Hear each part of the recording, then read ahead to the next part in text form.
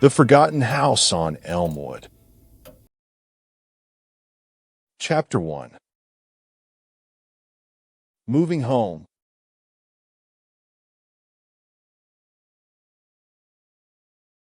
As I stepped off the Greyhound bus, the familiar landscape of Willow Creek rolled out before me like a faded photograph.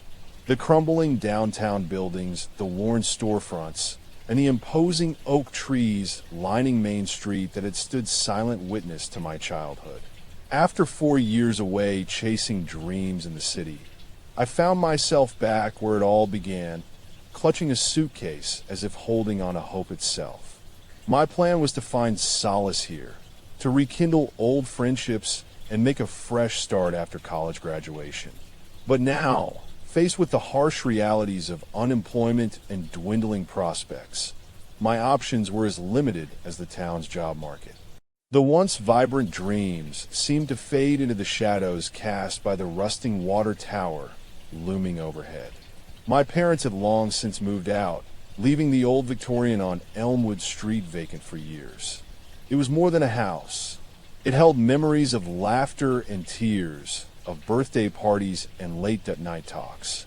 So when I stumbled upon an advertisement that read room for rent scrawled on a community board, something compelled me to step inside. The musty air enveloped me as I entered the foyer, where layers of dust coated everything and cobwebs adorned every corner. My mother's voice echoed in my mind. This place has seen better days. Yet it was home now, the only option for a girl like me with a shattered plan. My first night felt like a time machine had transported me back to my youth. Shadows danced across walls, and creaks from floorboards hinted at invisible occupants. But I dismissed them as the settling of old woodwork or the wind through the broken windows. The bedroom, a shrine to nostalgia, held my childhood bedstead. It was reassuring yet unsettling, like returning to an era that never truly ended. As night crept in, the house seemed to breathe with an ominous sigh. In the dead hours, I heard whispers, not just any words, but a girl's soft pleading. It sent shivers down my spine as I lay there, with only a thin sheet for company. In the morning light, I found it, a hidden compartment beneath the floorboards, tucked away by someone's eager hands. An old leather-bound journal adorned with strange symbols open to a page where bold script wrote of Sarah. "I'm trapped here," she pleaded. My curiosity sparked as I read further. Sarah spoke of unending darkness and an invisible enemy within these walls. The dates spanned decades, ending abruptly in 1956. Intrigue propelled me toward Willow Creek's archives, and I uncovered more than expected. The unsolved murder case that had captivated local whispers for years. No body was found, only a single shoe submerged in a nearby creek, matching Sarah's description. There were hints of abuse at home, but proof remained elusive. Sarah's story resonated with me, the girl's desperation palpable as I absorbed each entry. In the quiet of my bedroom, tears fell for a stranger who became a kindred spirit under different circumstances. Her struggles echoed mine, searching for escape in the wrong place. The house on Elmwood was no longer just walls and wood. It was her story, intertwined with mine now. I made a vow to unravel Sarah's enigma. My investigation led me to the old stationery room, where yellowed newspapers were stacked haphazardly alongside decades of local police files. A headline arrested my gaze. Local teen Sarah Jenkins missing, 1955. A chill swept through me as I read about her disappearance. It was as if she whispered, leading me down a path of discovery. Darkness crept in, and I heard her voice. The door to the room slammed shut on its own. In that moment, something shifted. The house no longer felt abandoned. Shadows lengthened with each passing day, as did the whispers. Nights became restless, laced with visions. Sarah's presence manifesting in fleeting glimpses, shadows darting along walls, the unmistakable image of a girl peeking from behind curtains, and an unsettling feeling that I was being watched. The journal spoke of darkness seeping into her life. Could the same be true for me? In dreams, I felt an icy hand grasp my ankle before jolted awake by the first light of dawn. Carved across my bedroom wall, in crimson, were symbols mirroring those from Sarah's entries. Runes that seemed to pulse with a malevolent energy. A malevolent presence permeated every room, drawing me closer to its core. I knew then that I had to uncover what happened here.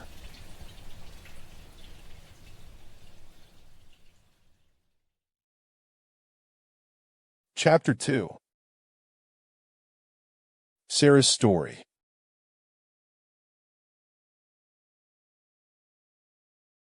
The air clung thickly as August arrived, and so did the truth. Daily excursions into the attic yielded a hidden panel behind a bookshelf. Inside, yellowed photographs revealed Sarah's life. Her smile seemed radiant amidst faded beauty queens and high school football teams. In her youth, hope dwelled in every curve of her face. I imagined what it would be like to run my fingers through the girl's pigtails or share laughter around the kitchen table. Yet each discovery fueled a growing unease. As nights passed, Sarah's whispers turned into murmurs, as if trying to communicate. They were no longer just words, but an entreaty, a plea for escape and peace. In sleep, I heard her voice, begging for mercy that never came. One night's wakeful vigil witnessed the first symbol carved on my bedroom wall, blood-red runes. Evelyn, scrawled in messy cursive above them, sent shivers down my spine. My research had become obsession. I needed answers. The local library yielded a rare 1955 edition of the Willow Creek Gazette with Sarah's disappearance as its front-page story. A newspaper clipping caught my eye. The missing teen was found dead, no signs of foul play, just an unsettling smile and vacant eyes. A chill coursed through me when I realized she'd been buried in our town cemetery. One day, while exploring her final resting place under a gray sky, I felt watched by the stone angel marking her grave. Don't dig deeper, it seemed to say, but my curiosity had already grown roots. The attic panel held more secrets. Photographs of a little girl with a heart-shaped locket around her neck and a manila folder containing newspaper clippings that dated back to Sarah's disappearance. Maniac on Elmwood was the headline in 1956. A serial killer, never caught or identified. My mind wove the threads. Sarah murdered by an unseen hand. Each night, whispers persisted. I awoke to more symbols etched into the walls. Sarah's laughter and tears. The locket held a faded photograph of a man, one I recognized. My own father, then barely out of his teens. Questions burned in my mind as I confronted him. His evasive answers made it clear he knew the truth, but wouldn't speak it aloud. Secrets were woven into the fabric of our family history. A storm rolled in that evening, shrouding Elmwood with darkness. In that eerie twilight, I discovered a hidden room deep within the floorboards. An abattoir where my father had worked as a teenager. There, evidence spoke of brutal murders. Each victim wore her locket. Sarah was next on his list. My heart raced. I unearthed a 1956 report detailing the discovery of her body at the old quarry, near where I often fished. Her shoe remained submerged in icy water. An unspoken pact formed within me, uncovering justice for a girl who had never known peace. The next morning, my own locket rested on my bed beside Sarah's photograph. The manila folder yielded a single page. Her final entry. Today, the beast spoke through Father Jenkins. That storm raged outside as I heard him enter the hidden room behind me. "Run," he hissed before disappearing into darkness. In the room where innocence met their maker, he confessed his crimes to my 16-year-old self. My father was the maniac. His hands trembled beneath mine as he spoke of unspeakable acts. As I read aloud, Sarah's spirit manifested beside me, not in flesh and blood, but a flicker of light, ethereal yet powerful. In that moment, she forgave her murderer before leaving me forever.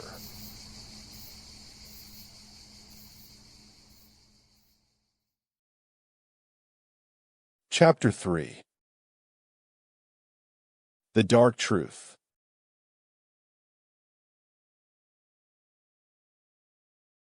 The storm abated as quickly as it arrived. The locket held no gold within. Instead, my father's confession echoed the darkness Sarah described. On Elmwood Hill, I found a shoe in the quarry.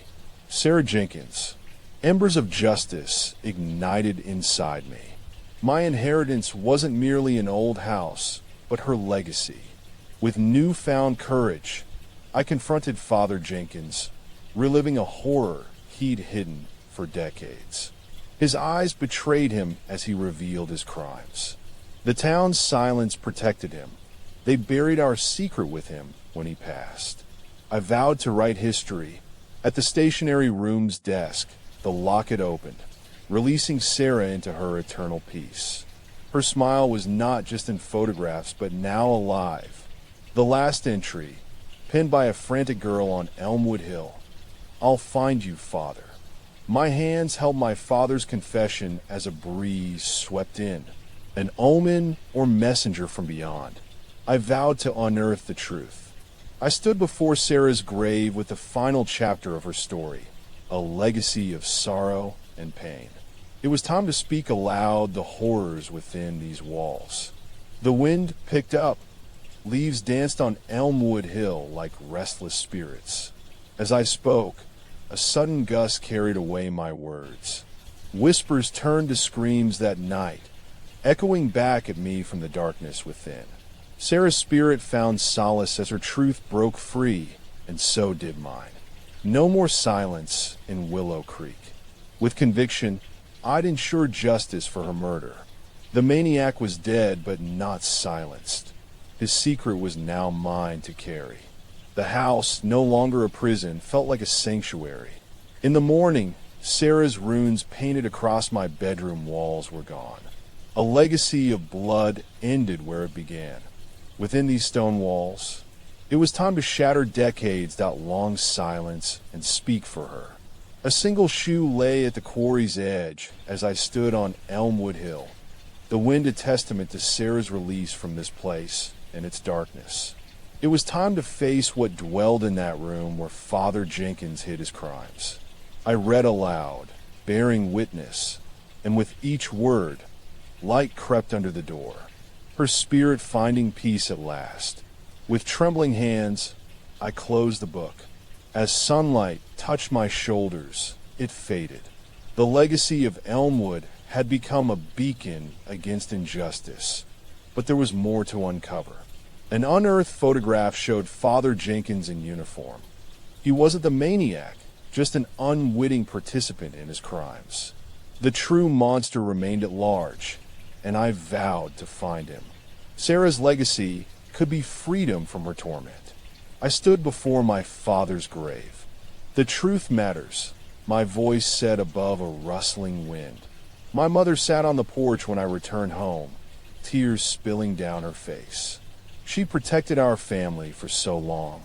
Her eyes reflected the pain she never spoke aloud. The maniac was buried alongside his victims. Sarah's spirit finally found peace. As an heir to these walls, a new generation of silence would end within these hallowed halls. I'd unearthed the truth. My father, the unwitting participant in a nightmare, had kept secrets for decades. A light flickered behind glass. Sarah smiled as she faced her tormentor. In that final moment, our fates intertwined. His name was on my tongue,